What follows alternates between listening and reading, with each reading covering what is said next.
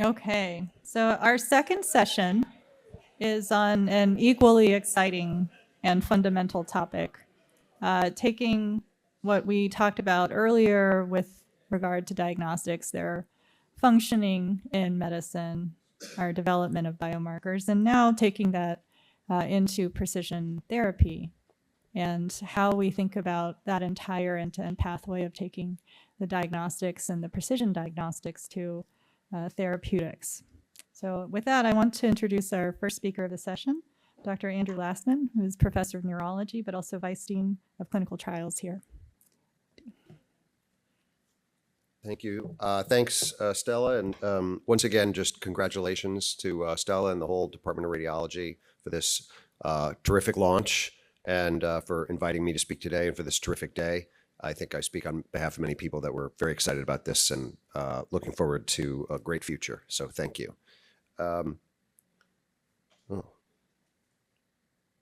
Touchscreen. Okay. Fancy. Okay. So I have a few hats that I wear, and I'm going to try to combine two of them, which is I'm Vice Dean of Clinical Trials for the medical school, but my day job is as a brain cancer specialist and clinical trialist.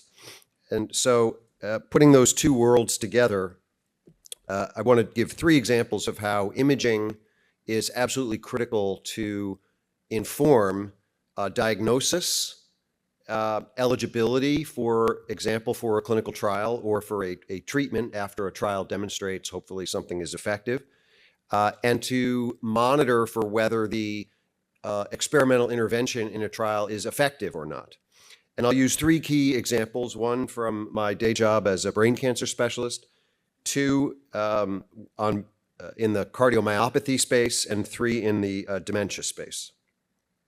So first, to just give some credit where credit is due, one of my junior faculty, Maria Diaz, is working quite hard on this project that I'll talk to you about in a second here.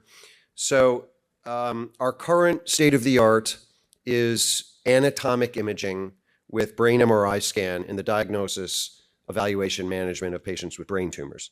And this is as good as we have right now. I would say that it is long-standing in its existence and does some things well and does other things not as well as it needs to do. And we need to improve that, maybe with PET, maybe with some advanced MR techniques, and maybe with some other modalities. So this is a common scenario. A 60-year-old man has a headache. He goes to his primary care provider, or if it's particularly bad, lands in the emergency room, has a contrast-enhanced brain MRI scan. For those who don't look at these all day, this is an axial image as if the patient is, you're looking up through their feet, their eyeballs are up at the top, and there's this big white blob there on the bottom left hand of the screen, which is the right parietal lobe circled in yellow, and that is a mass that's not supposed to be there, that looks, smells, and quacks like something called a glioblastoma, which is a primary tumor of the brain and is the most common kind of brain tumor. And at present, wouldn't it be great to diagnose that non-invasively? We can't do that at present. And so we have one of our colleagues in neurosurgery take this out. You can see all of the visible tumor has been removed, and they then undergo what we call first-line treatment, which is typically a combination of radiotherapy and chemotherapy, perhaps with a clinical investigation on a clinical trial. And a few months later, unfortunately, a surveillance MRI looks like this. Now, the patient may have no symptoms, or they may be quite symptomatic, but we would be concerned by this finding of the reappearance of the contrast enhancement. And at present, the only way to know what that is it recurring tumor, for example, is to have another operation. And Michael, I see in the audience here, then presents these slides at H&E slides at Tumor Board, and this looks like a recurrent glioblastoma. Lots of cells, the little dots, those are cells, that's bad. There's a dark, a pinker area in the middle. That's something called pseudopalisading necrosis. This is sort of emblematic and very classic for glioblastoma under the microscope. But that's not always the finding. Sometimes we see a spectrum of findings. And this is a scale, which we colloquially call the Knoll scale. Peter Knoll is the head of neuropathology, from 1 to 4. And these are 4 different patients with a spectrum of findings under the microscope. So the example of the recurrent glioblastoma is patient number 4, but you can see as we go to the left, we get a reduced amount of tumor cells and an increased amount of dead stuff, schmutz, dead tissue, necrosis. And that's treatment effect versus recurrent glioblastoma. These all look the same on MRI scan, anatomical MRI. There's no way to distinguish these. The patients who have necrotic tissue would be what we call pseudo-progression, pseudo Greek word for fake. In other words, not progressive disease, fake progressive disease, versus true progression on the far right. And then there are these patients in between. This is really a problem. So if this patient is getting an experimental therapy, for example, and we want to continue that therapy if it's working, if the patient, number one on the left, is benefiting from this treatment, their MRI might look concerning, but there's no tumor there, versus the patient on the right, number four, this treatment is not working. So we're trying to distinguish between an imaging result on anatomic MRI, which is a result of the treatment, versus a resistance to that treatment. And so the best we do right now to distinguish these two things, MRI looks the same. Sometimes the path is on the upper, sometimes the path is on the lower, pseudoprogression versus true progression. The best we do right now is what we call advanced MR techniques. So we use MR perfusion. This is a way to measure blood flow. On the bottom left, you see this red stuff in the lower left corner of the MRI scan. That's increased blood flow versus there's a decreased blood flow really compared to the normal hemisphere on the upper panel in the pseudoprogression arena. We sometimes use MR spectroscopy. To me, that's squiggly lines, but I talk to Stella or Hedia or Angela Lignelli, and they say, no, these lines mean different things, and there's different metabolites, and it's actually nuclear magnetic resonance, going back to organic chemistry, and it's a way to kind of use the MR and its interaction of the magnet with the brain to kind of do a biopsy without doing a biopsy and understand what something is as opposed to what does it just look like. And we also do what's widely available, FDG PET scan, and you can see on the bottom left, there's the big hot spot. On the upper left, there's a dark spot. And the problem is that none of these techniques have sufficient specificity or sensitivity to really be sufficient for us to tell the patient what they have without bringing them back to the operating room. Or telling them, we hope it's radiation effect, just sit tight, we'll do another scan in a few months. But from a patient's perspective, you can imagine that's very anxiety provoking. So me search as opposed to research. Me search is when all these three modalities kind of point in the same direction, I'm more comfortable saying, I think this is one thing versus the other thing. But they don't always point in the same direction. And sometimes there's a mixture of these findings. So this is a clear area where we need to improve our imaging opportunities in order to understand, for example, if the patient is on an experimental therapy, is this therapy working or is this therapy not working? Should we continue it or should we move to a different approach? And similarly, if we assume it's not working and we put the patient on a next line experimental therapy, if it gets better on its own because it was all treatment effect, we will now falsely claim that the improvement was a result of that next line of therapy, which we also don't want to do. So this is a major challenge, and we are thinking about some new techniques. So this is an advanced PET with a different tracer than FDG. This is available pretty widely in Europe and is hopefully coming to the United States soon. But again, with a sensitivity and a specificity which is good but not perfect. So another issue in neuro-oncology. So to remind us all of high school biology, something called the Krebs cycle, also known as the citric acid cycle, which I haven't thought about in a long time until recently when I had to start thinking about it again. So this is, metabolism, the wheel turns around, and under normal circumstances, there's a gene called isocitrate dehydrogenase, which is kind of in the circle there, the dotted circle, and under normal circumstances, that takes something called isocitrate and converts it into something else called alpha ketoglutarate, and the AKG continues through the cycle. All good. So, however, in a certain kind of brain tumor, which is about 40% of brain tumors, called IDH or isocitrate dehydrogenase mutant gliomas, that disrupts the cycle. And instead of the alpha ketoglutarate getting produced, instead something called 2-hydroxyglutarate gets produced. And I put a big arrow there for the mutant IDH and this 2-HG production. So it turns out this is a classic example of a lower grade brain tumor. Doesn't look like the other picture I showed you. And this turned out to be an IDH mutant glioma, but the imaging is still not quite there for us to determine that non-invasively. But some other smart people invented something called 2HG magnetic resonance spectroscopy. So again, squiggly lines.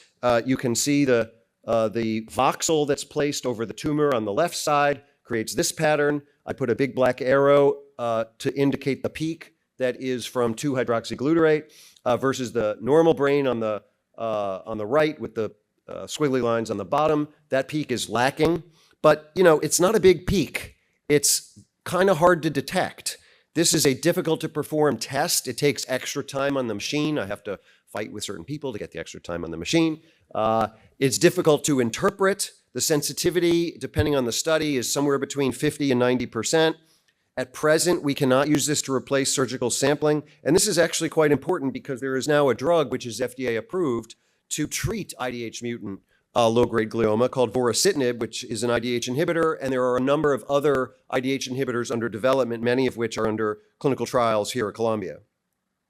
And so this is a quite effective drug. This is a phase 3 trial randomized that was published in the New England Journal about 2 years ago. And these are some results that were just presented last week at a big cancer meeting demonstrating more mature results. And this is essentially the time until the tumor grows. Patients who were given placebo is the black line. You can see the 50% free of survival on that dotted line that goes across is just about a year, whereas 44 months or so with patients who received the IDH inhibitor.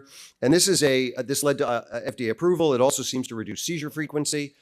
So it would be really great, to be able to diagnose these tumors with confidence, non-invasively. It would be really great to use 2HG MR spectroscopy as a way to monitor efficacy of this drug. But we're working on that, and that's a collaborative project which is ongoing, but we're not quite there. Okay, moving to dementia. This is from Larry Honig from the Aging and Dementia Division in Neurology. So Alzheimer's disease is a devastating condition, affects a lot of people. Until some years ago, there was no way to diagnose that definitively. It was based on clinical symptomatology, maybe some exclusions of some other things that's, thyroid dysfunction or B12 deficiency that can cause some memory trouble. There were some optional studies that are occasionally used, like EEG, but we now have drugs that reduce the continued decline from Alzheimer's disease. And there are really two ways to diagnose this now. One is with molecular neuroimaging with amyloid PET, and I'll show you that in a second. There are some CSF markers. I had a discussion yesterday with Larry, and we agreed to disagree on which is less invasive, a nuclear PET or a lumbar puncture. I favor the nuclear PET, but that's not a universally shared view among neurologists. And this is I think an emblematic set of scans. So on the left, this is an amyloid PET. There are 3 tracers from what he tells me. They all kind of do the same thing. More uptake in the cortex in the panel with the patient with Alzheimer's disease than in the normal. On the far right, in the color PET scan, you can see treatment with one of these new antibodies, which helps to reduce amyloid in the brain. The pre versus the post PET scans, which is also dose dependent. The higher dose at the bottom, you can see there's less red stuff off on the right than on the left. So this is a clearly effective way to monitor for efficacy of this intervention. There is some additional imaging, tau imaging, which is sort of in development. And there are some CSF markers that are also indicative of the presence of Alzheimer's disease. And some of them are more or less specific than others. And this is another emerging area where the diagnosis better early, treatment intervention early is better. This can help with severity. The imaging helps with severity, eligibility for a trial, a response to that treatment, and monitoring for that treatment. And then the final example, amyloid cardiomyopathy, different amyloid than the amyloid in the brain. This is courtesy of Matt Maurer, who's really, I think, the world's authority on amyloid cardiomyopathy. And just as a plug, he is giving the 10th annual Bigger Lecture on this topic on June 11th, and I would encourage everybody to go to that. It should be very exciting.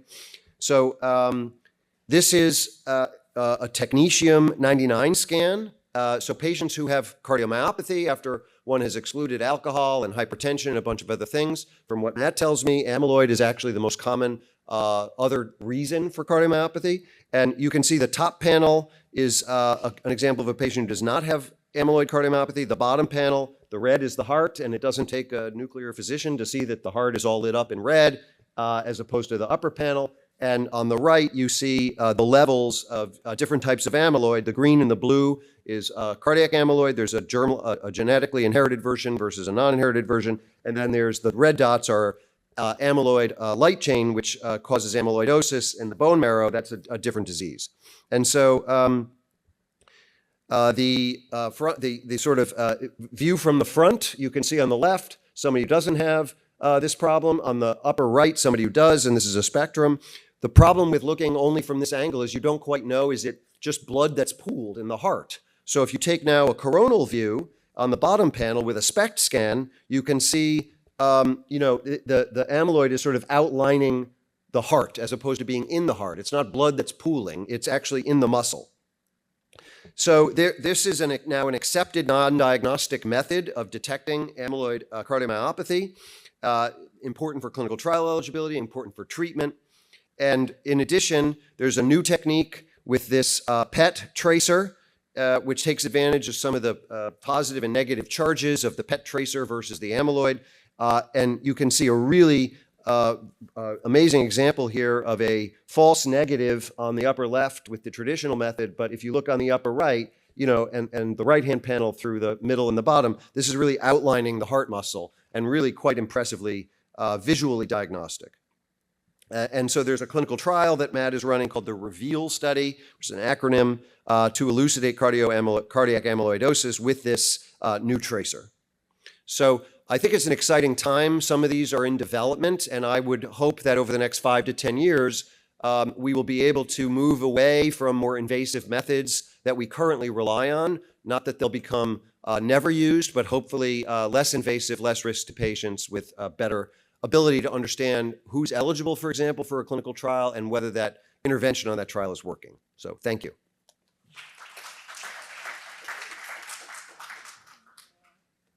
Thank you, Dr. Lassman, for highlighting the breadth of experience we have here across so many fields.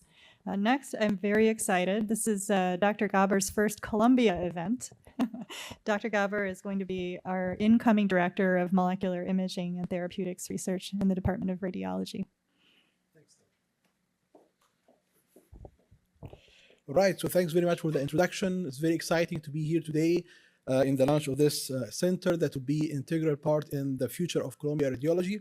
And it's a pleasure to be here today and share with you our vision on transforming molecules to next generation diagnostics and therapeutics. So the main theme of our lab is building integrated platforms as future generation diagnostic and therapeutics. And the way we do that, we have a central mission of discovering the scaffold and then visualize the target using these scaffolds and eventually use the same scaffolds to treat the disease. So to accomplish this goal, we have a multidisciplinary research that integrates chemistry, it integrates pharmacology, it integrates imaging, structural biology, and also biophysics and chemical biology. So the central idea of all of our project is very simple. Number one, discover the scaffold. So the discovery of this scaffold is a central part to initiate all of these projects. Once we discover the scaffold, the next step is to use this scaffold to image the target and eventually use the same scaffold to visualize the expression of the target in vivo and eventually in human beings. And then finally, use the same scaffold to treat a variety of diseases based on the target of interest. The key thing here in the choice of this scaffold is that the choice of the modality that you use for diagnostic and therapeutics is critical to the outcome of this modality. So the choice of this modality will impact the biodistribution in the human body, it will impact the PK, it will impact the image quality. If you are looking for an imaging agent, it will impact also the therapeutic outcome. So a very common modality in establishing these platforms are biologics. So while they have been very impactful and very useful in clinical use, but they also suffer from several limitations. So from a diagnostic standpoint, they have limited body distribution, poor patient stratification, and eventually limited disease visualization. That's from a diagnostic standpoint. From a therapeutic standpoint, they also have overall low response rates, and eventually they develop resistance in patients. So our focus is to establish platforms that would enable precision medicine. And for that, we focus on small molecules. So small molecules overcome many of the limitations of biologics. First of all, they have deep tissue penetration in comparison to biologics and what they can do. In addition to that, they have quick distribution in the body. They have quick elimination as well, which is very useful for imaging agents. And at the same time, they're also much easier to produce on a large scale and produce imaging agents and directly label them with radioisotopes. And we believe that these small molecules can be the future of enabling precision medicine by having a single scaffold that can be used for both diagnosis and therapy. So what's the bottleneck here? The bottleneck of using this approach and having these small molecules as the next generation diagnostics and therapies, that we know the target, but we don't know the scaffold. So for many of the targets that are of interest in clinical use, we don't have the small molecules as starting points to establish these agents. And if you know the target and you don't have the scaffold, so basically you can't build an imaging agent. You can't build a therapeutic, and you can't build a theranostic that would combine both. So because of that, a key aspect of our program is to discover these scaffolds for the targets of interest to enable the process of the discovery of imaging agents and therapeutics. So to accomplish this goal, in the past few years, we have been focusing on establishing platforms that would enable us to discover these scaffolds and then push them to the next phase of developing imaging agents and therapeutics. So one of these platforms, as you can see on the left side, is called SMAPS. And this approach is focused on learning from biologics, particularly antibodies, and try to mimic their interactions with targets to establish small molecules that can engage within the same interactions with the target. Another platform that we established and released last year, which we call the HTS Oracle, that's an AI-driven platform that gives you an opportunity to limit your search and your efforts among billions of possibilities of scaffolds on a very limited number. In our case here, we are focusing on a handful of scaffolds that we focus on from the discovery of the HTS Oracle for the target of interest. And then finally, this year, we also released the Clin Oracle, which is another AI platform that combines the discovery of the scaffolds with direct evaluation using clinical samples and using patient samples to establish target engagement.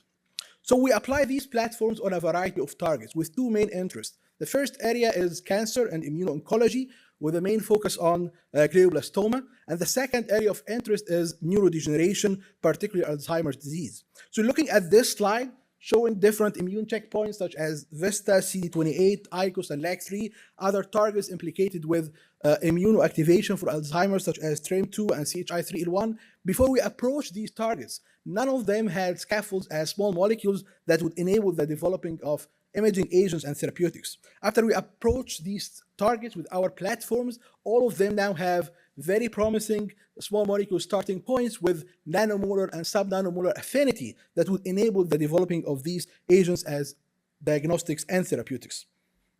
So with these pipelines, now this vision is possible, that we can use the same scaffold that comes from these platforms initially to develop the imaging agent, and then finally use the same chemistry, the same scaffold to develop either therapeutics to treat the disease or theranostics that would combine therapy and diagnosis. So to go over a couple of these platforms and how they function, one of the early platforms that we established, the SMAPS approach, which stands for Small Molecules from Antibody Pharmacophores, the goal here is to benefit from the high affinity of an antibody to a known immune checkpoint or a known immune target and try to mimic these interactions with a small molecule. So the step number one in this approach is to look at the interaction between the antibody and the target, establish which of these interactions we want to mimic. And step number two, we try to find the scaffolds as small molecules that will mimic these interactions. In step number three, we validate these scaffolds by being able to engage the targets. And very recently, we also started to right away test if they engage the target within clinical samples. And then finally, we optimize these scaffolds as high affinity agents with the required nanomolar and subnanomolar affinity for imaging agents and therapies. So just to give you an idea about how these platforms have accelerated the process, what we have observed that once you have a target that lacks a molecular scaffold, the process used to be you spend 2 years or 3 years in trying to identify a scaffold with the required affinity. With a platform as SMAPS that I'm showing right here, we accelerated the process from 2 years in just 3 weeks. So within 3 weeks, we are able to discover scaffolds that have high affinity to a certain target. So the question right now is not about the challenge of finding the scaffold. With these platforms, the question is shifting to which target should we focus on. So with these scaffolds accelerating the process, we have access to multiple scaffolds that would enable us to target multiple proteins and multiple checkpoints for future development. And these scaffolds are imaging ready. They represent excellent starting point to develop PET tracers to image the target expression and to decide which patients are going to benefit from these type of therapies. Another platform that we established last year, the HTS Oracle, which is an AI-driven platform, it depends on searching the databases and searching the billions of scaffolds that are available and trying to limit them in a very narrow, limited number of scaffolds. In that case, we get them down to 25 scaffolds. That's what we try physically and try to validate in the lab. And then we take these scaffolds and try to image the target by incorporating of radioisotopes. And eventually, we also try to use the same scaffold to develop therapeutics. So with these platforms present and established among more than 25 targets right now, the vision to take them to the next level is clear. First of all, we have a scaffold that binds a certain target with a high affinity, and in these cases, we focus on single-digit nanomolar potency or even sub-nanomolar potency, and then we label this scaffold with a radioisotope. This enables us to image the target expression, that enables us to validate the target engagement and if this drug is reaching the target, and eventually it will also enable patient stratification and choosing which patients will benefit from this scaffold. Eventually, the same scaffold to be used for theranostics using the same chemistry. We are going to switch the isotope with an isotope that would enable the delivery of radiation for therapy. In that case, actinium-225 is one of our main focus, as well as lutetium-177. So to give you an example about the current projects that currently reach this stage of development, we have two main projects that have advanced to the level of the required potency for future development. One of them is focusing on the CHI3L1 target for glioblastoma, which is the deadliest brain cancer. In that case, we have established a platform by screening more than 350 billion scaffolds and optimized the most potent scaffold out of these agents to identify a small molecule that engage the target with sub-nanomolar potency that we are currently optimizing for both imaging and theranostic application. The other project that is currently in advanced stage is focusing on TREM2 target, which is a target associated with microglia activation for Alzheimer's disease and for other disorders as well. Right now, we have used our AI-based platform to identify the most potent scaffold known for TREM2, and we are pushing this forward to use it for imaging the microglia activation and developing PET tracers that would enable the discovery of the next generation therapies based on TREM2 activation. So with that, we are focusing on pushing these projects to the next phase, pushing the platforms we have discovered to the clinical translation stage with collaborations among the Columbia Radiology Department and other departments here. And the future will be discover the scaffolds, label them with these isotopes, and eventually use the same chemistry to push them for theranostics that combine imaging and therapeutics. So with that, I would like to thank all of the people that made this research possible, starting from my lab members and funding agencies. And I thank you for your attention and looking forward to our discussions today. Thank you very much. Thank you. Thanks. All right, it's just thrilling, and I'm so happy to welcome you here to Columbia. We're going to shift gears a little bit now to a clinical perspective. Dr. Ben Hertzberg, who's Associate Director of Experimental Therapeutics in the Phase 1 program here, and he's going to talk about clinical trials as a laboratory, novel diagnostics, and mechanisms. Dr. Hertzberg is an expert in ctDNA, so we'll get some of the clinical perspective on that. Okay. All right. Thank you for having me. Let's make sure I know what I'm doing. Okay, good. So I'm going to talk a little bit about ctDNA and things that we're doing at Columbia, things that we've already done that I think might be useful to know about, and I'm hoping will integrate with the type of work that the center is doing. So why am I talking here? And well, I guess I put this slide up to talk to you about what I spend my whole day thinking about, which is not scans, but I spend my whole day thinking about therapeutics. And so I'm the associate director of the early or phase 1 experimental therapeutics clinic in oncology. And I spend all my time thinking about what's next in therapeutics and how our therapeutics are addressing fundamental oncogenic processes. And if you spend enough time thinking about this, I think you come to the conclusion that we have a fundamental problem in oncology, which some new technologies that we're going to talk about are helping to solve. So our fundamental problem is that drug development is slow, and drug development in humans is slow because in general, we can make very few in-human observations about what's happening to the cancer. Almost everything that we think we know about oncology comes from mice in the lab, where it's very easy to make very dense, very frequent observations. And so if we're used to seeing models like these, where we really understand the genetic lesions that cause a cancer, almost all of these are not really, if you dig into it, from humans. You might be observing some of this in humans very sparsely. And instead, what we get in humans is scans once in a while, sometimes with functional information, sometimes just with anatomic information. But if you want to know how the cancer is changing from one day to the next, what we are getting is mostly scans. The technology that, in my view, might make the biggest difference in changing this and bringing us to a new era in thinking about tumor biology in vivo in humans, there's a few of them, but one of them that I'm going to talk about today is circulating tumor DNA. So what is circulating tumor DNA? Circulating tumor DNA is cell-free DNA that's detectable via sequencing in the plasma of humans. And you can use circulating tumor DNA to, a variety of different technologies you can use to measure and characterize circulating tumor DNA. So with just plain sequencing, you can look for alterations. Once you have that sequencing, you can look for mutational signatures. You can look, an especially important technology in recent years has been epigenetic or methylation technology to look at ctDNA. And when you combine these various technologies, you can do a couple of things that you were never able to do in humans before. So before, if we wanted to look for cancer, we had scans. Now we can look for so-called minimal residual disease states, or states where we don't see any cancer, but we see biochemical evidence in the form of ctDNA of cancer. We might be able to diagnose the cancers earlier or before scans with so-called multi-cancer detection tests or multi-disease detection tests. And the other thing that we can do, because it's in principle the same thing, is we can watch tumor evolution either on its own or in response to therapy in the same time. Now, I'm talking here because there's real challenges to doing this, and I'm hoping that what we'll be able to do is address some of these challenges. So I won't spend too much time on the challenges, but there have been notable failures already for multi-cancer detection tests, despite the promise. You guys may have read about this.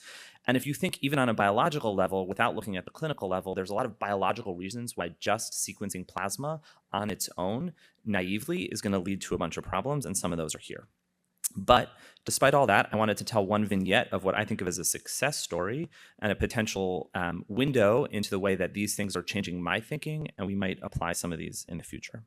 So it's always best to start with a question. So now, question from left field, which I promise you will understand 10 minutes from now. If you don't, when you just see it on the screen. But the question relates to a project we did a few years ago, and the question was, how do BRCA mutated tumors become resistant to PARP inhibitors?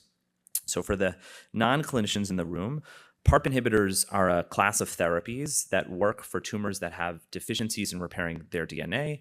And the most common deficiency in repairing your DNA in cancer is having a BRCA mutation. BRCA mutations put you at risk for getting breast, prostate, pancreatic, and other cancers. But they also confer a therapeutic vulnerability. The way they do this therapeutic vulnerability, again, I spend all my time thinking about new therapies, so you'll have to be tortured by a little mechanistic diagrams. But the way that PARP inhibitors work is that PARP is involved in repairing single-strand breaks in your DNA. It coordinates and draws all the repair machinery. Your DNA is constantly being damaged all the time, so you need machinery to do this. When PARP is sitting on DNA and functioning normally, it's able to initiate the repair process. If you inhibit PARP, it sits on DNA but can't do its job. Sitting on DNA without being able to do its job leads to what we call double strand breaks as downstream processes occurs.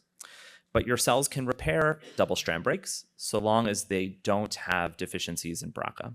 And so cells that are deficient in BRCA cannot repair this, and they end up going on to cell death.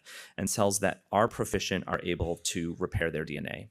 And so this is the golden ticket in oncology. This is a therapeutic index. This is the tumor is doing something different than your regular cells. Your regular cells will shrug off a PARP inhibitor, whereas your tumor cells will be specifically affected. And so PARP inhibitors are now part of the standard of care of treatment for BRCA and some other homologous recombination deficient tumors across a wide variety of cancers, and this is work from the last decade or so. But we have another problem in oncology, which is the forever problem of therapy, which is that essentially all tumors at some point become resistant to therapy. And this is true of PARP inhibitors as well. And so people have spent a lot of time thinking about how tumors might become resistant to PARP inhibitors. And much of this is derived, again, from laboratory work. Where can you make dense observations? You can make dense observations in mice. And so people have given mice with BRCA-deficient tumors PARP inhibitors until they were resistant, or cells in vitro. And what you find is a couple of different potential mechanisms of resistance. The top row here, A, is like not that interesting. It's just like all drugs can become resistant through these mechanisms. You can get pumps that pump the drug out of the cell. Not so interesting. The third row, F, is interesting but complex. These are other ways where your cells can do all sorts of funky, as I call it, jujitsu to their DNA repair to become resistant to PARP inhibitors. But the middle row is actually very biologically and clinically interesting. So the middle row is this idea of what we would call homologous recombination restoration, or BRCA reversions. And the idea is this. When you've gotten a tumor that has a BRCA mutation, in many cases you inherited one defective copy and your tumor got the second defective copy, leading to the tumor forming. The tumor is clever enough to, in some cases, once it has become a tumor, repair often the original copy that was defective in the germline to restore its ability to repair itself and not die once it's given a PARP inhibitor. How does it do this? I won't spend too much time focusing on the biology of this, but suffice to say, it can do it in a lot of different ways. So you could imagine that you have a frameshift mutation and you just revert that frameshift mutation. So you have now a restored reading frame. You can delete the frameshift mutation entirely, or you can put another insertion in. That might mess up the protein downstream a little bit, but be sufficient for your purposes once you're under selective pressure.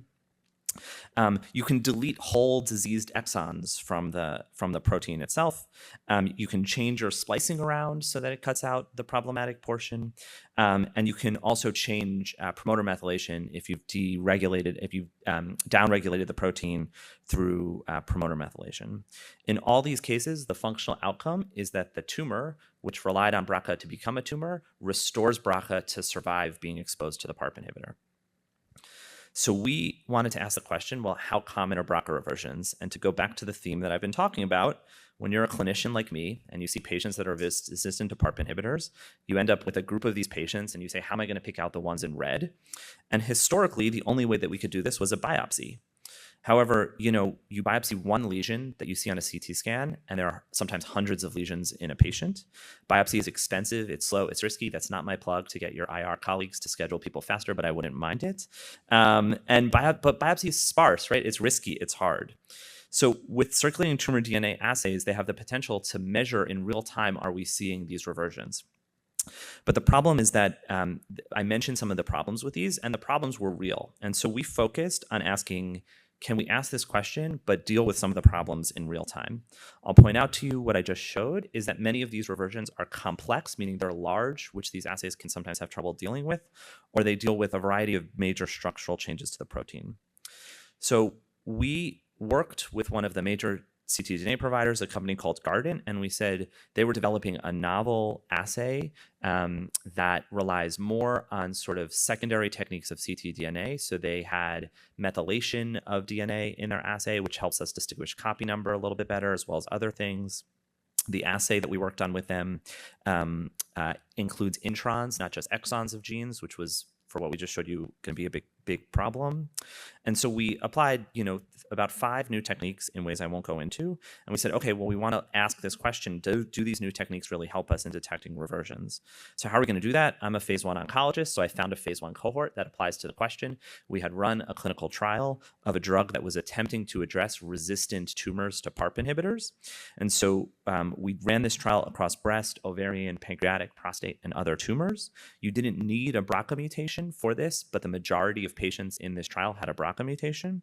And so once we collected ctDNA from all these patients, we did some quality controls, we excluded the non-BRCA related tumors, and we ended up with a cohort of 75 patients who had been treated with a PARP inhibitor and were resistant to that PARP inhibitor. And we asked the simple question, how many of them have BRCA reversions? There's a lot of information in this slide, which was new, and it's hard to see, but I'll take you through what you're looking at. So you're looking at what we in oncology call an oncoprint. Each column is a patient, and each row is giving you different information about the molecular genetics of the patient derived from ctDNA. And so I won't, this is published. I don't have the reference on here, but you can look this up. The most important thing we found is that a far higher rate of patients who were resistant to PARP inhibitors had BRCA reversions than previously known. So the previous estimates were about half our estimates when you look with a good ctDNA analysis. So that is tumor biopsy alone without ctDNA was missing half the reasons why these drugs were stopping to work. Not only do we find that the rate was higher, what you're seeing in the top is how many unique reversions you could find. So remember, if you biopsy one tumor out of 100, you're only going to get one genetic lesion. If you're looking in circulating blood, you might get a sampling of all the lesions that are present.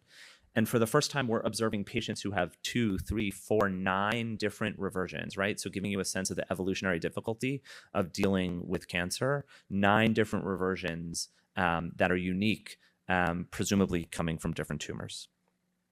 We also, using this technology, discovered the first reversion mutations in different genes other than BRCA that are involved in DNA repair. So there's another one called ATM. And then I'm a therapeutic guy. So in the end, I care most about how this affects the therapies I give. And I won't go into too much detail, but we looked at the clinical trial that we were doing. And then we found that of the patients who got this drug, which again, I won't go into the details, but this drug that was supposed to address resistance, it only worked for the most part if patients did not have a reversion mutation.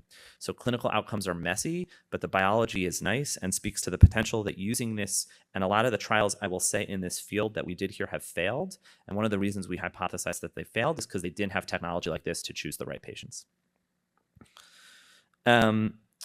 So I've said most of these things, and I want to get to one more thing. So for the sake of time, I won't spend too much time here, but I do think that these technologies are going to be transformative, but they require a lot of thought and a lot of integration with the imaging and the clinical work that we already do to know when they're going to be most useful to us.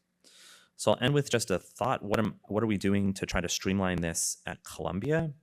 So I have a huge pet peeve about our genetic testing at Columbia that I've been trying to solve for the last 3 years that I've been here, which is historically all our genomic data is unstructured in our medical record. So if a clinician sends one of these tests, they might get back this nice fax. That fax might get scanned by overworked office staff into the EMR, and then it might be there. And then an enterprising medical student will one day have to read all of these and transcribe the data so that it's actually useful. This is hard, and it's kind of silly if we're trying to integrate it with radiologic data. So we worked over the last few years. I see some people here who helped me work on this. We worked to make somatic tumor, so not ctDNA, but somatic tumor testing orderable and returnable in the EMR as structured data, so that in the future, for every clinician that orders one of these tests, which are clinically approved tests, you'll be able to see this data and integrate it into your radiology work. And now for ctDNA, we're working as we speak to try to do this and even do this in a more comprehensive way to integrate the testing and the results return with the clinical practice at Columbia. And so we're trying to do this not just at Columbia, but actually across NYP and Cornell so that you'll have a large, hopeful stream of data where you can do this. Don't get extra money or paid for this. I'm doing this so that like places like this can just generate new discoveries. And so I'm hoping we can collaborate more over the coming years. And with that, that's it. Thanks so much. I have something pertaining to this, and you'll make it like Sarah's gonna kill me. But I have the BRCA gene, Okay. and so all this information is very important to me. I don't know if it's a question you can answer, but out of the 5 on that pie thing you had, and the last one just had various cancers. You had the 4 cancers up there. You had the pancreatic, breast. Okay, and that pie had unknown ones. Mhm. My question is, I've always said to my doctor, like he explained to me, everybody has the BRCA gene, mine doesn't work. That's what he said to me. I don't know if That's right. but in for simple-minded people, that's what he said. Mine doesn't work.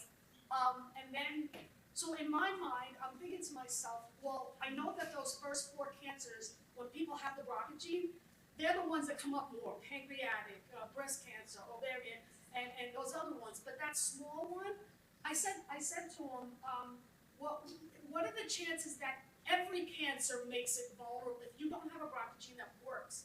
Am I open to just like every cancer? He says, we can't answer that question yet because not enough people get tested.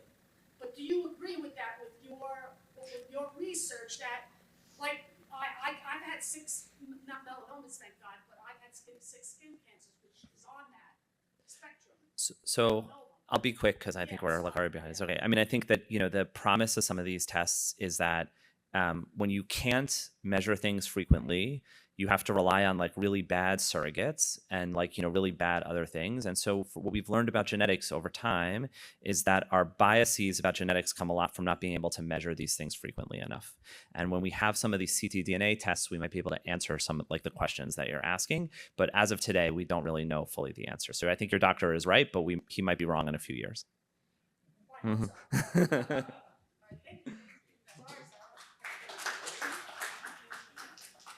Thank you. What a tremendous talk. And then our final speaker of this session, I have to say, one of my favorites, Sandra Riang. So fortunate to have met you and to be working with you at Columbia now. And she's going to talk about interdisciplinary collaborations in radiotheranostics for early detection of metastases. Thank you, and thank you, Stella, for having me here. So I wanted to share a vignette in the lab. It's a new area of research that's come about with collaboration with Stella and the PET Center, and really moving our research towards patient discovery. And as Ben pointed out really nicely, I mean, we do a lot of preclinical mouse modeling, and it's limited, right? And whether or not it's relevant to patients, we're not sure. But now, with imaging, we're going to be able to bring it to patients. And Mustafa's work is really where we want to go. So I want to tell you about a particular project that, some early data, and give you some ideas of where we hope to go with this. So one area of research in my lab is on gastric cancer. It's a cancer that's not as prevalent in the United States, but prevalent worldwide and predominantly in Asia. It is the 5th most common cancer worldwide, and it's the 3rd leading cause of cancer-related death. Unfortunately, like other GI cancers, we're starting to see an increased incidence in the United States, and particularly with young onset gastric cancer. So it is going to become an issue here. And gastric cancer can be classified through multiple ways, anatomically, histologically, and molecularly. So just to give you an example, so it's a very heterogeneous disease like many cancers, but anatomically where it's located in cardia versus non-cardia. And we have a lot of knowledge about, characteristics of these different anatomic sites and different histologic subtypes.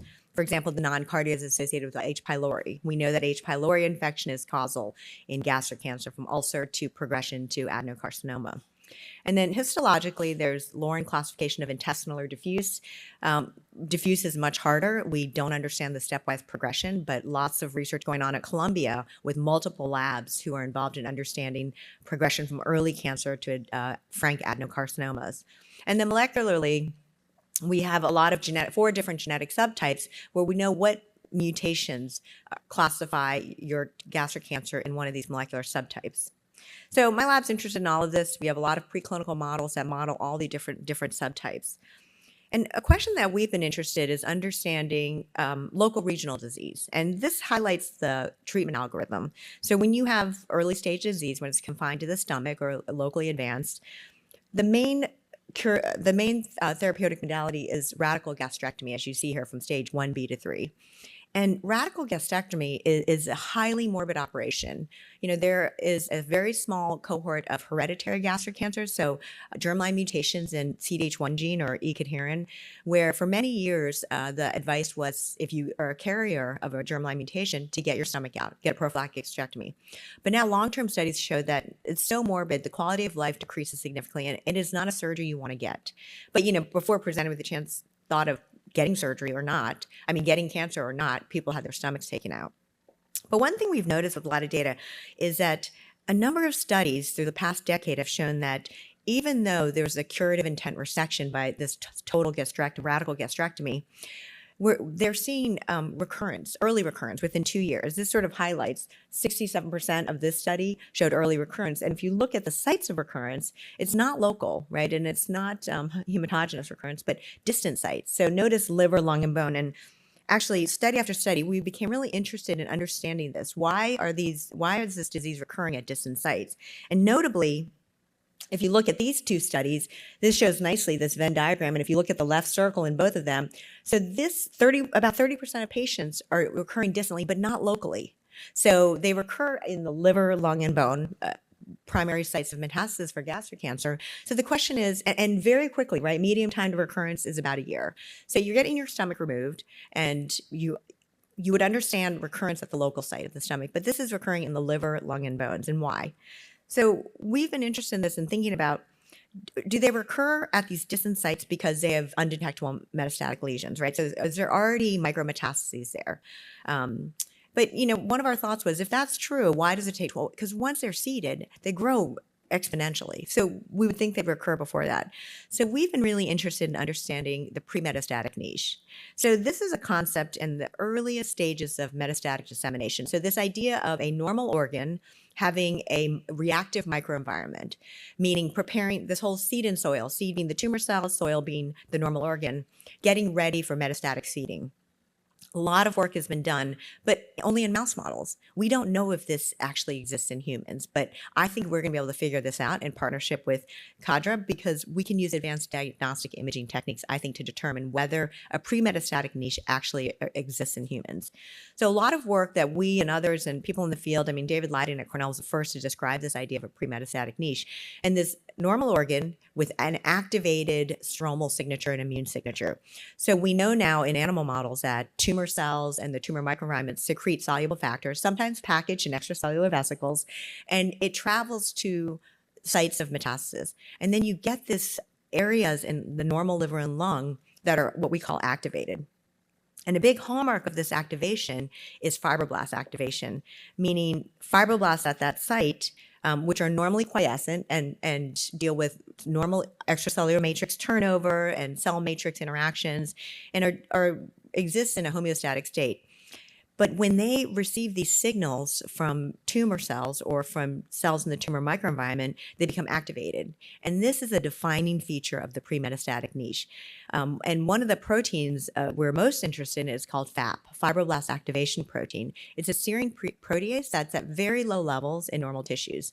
But when fibroblasts are activated by any sort of stimuli, it's upregulated dramatically. And so it's an indication of fibrosis, cancer, infection. And you see it in many organs. And so FAP expression has really come to become a marker in preclinical models of a pre-metastatic niche.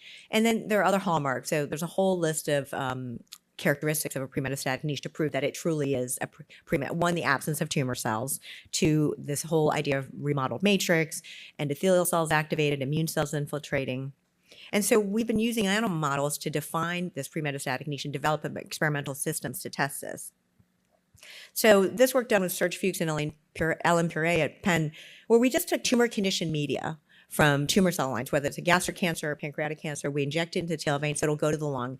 And then, so no tumor cells there, but then we look at the normal lung, and as you can see by staining on the top, FAP, an antibody against this fibroblast activation protein, you see lesions of FAP positivity throughout, which is normally not there in the serum-free media control on the left. So we postulated that this is indication of a pre-metastatic niche. We can also show fibronectin, which is the extracellular matrix protein activated, which is usually not seen in a normal lung. And so through the years, we and others have really shown that FAP expression is a hallmark of this pre-metastatic niche. And then we and others have developed an experimental model to test this.